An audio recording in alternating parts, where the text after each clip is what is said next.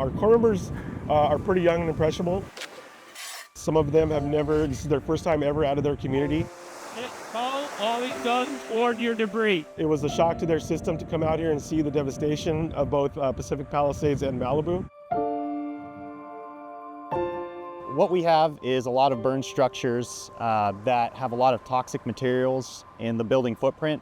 And so what our specialists are trying to do is to put a barrier in between that and all the watersheds. So any streams, tributaries, the ocean in this case, and we're basically just trying to contain all that burned material, all those toxic substances into the building footprints. You're gonna zip tie the bottom and not the top. Today we're setting up these fencing along the beach shore. We have these silt fences and then some posts driving into the ground. Once this fence is set up, we're gonna be setting some silk sock on the side of it. What that's going to do is once the rains hit, that will prevent any toxins, any chemicals that were produced by the fire from entering into the water system, particularly right here in the beach. So in the neighborhoods, they're going to continue to install their green silt socks. It's a little bit more targeted towards hazardous substances.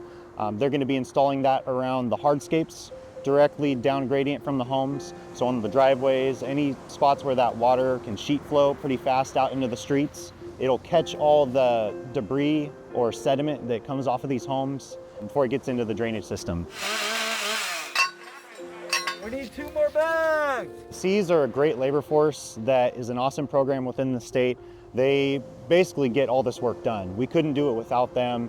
They're an amazing bunch of folks who are very flexible in the emergency kind of response area. It feels good to be doing my part, whether it's big or small.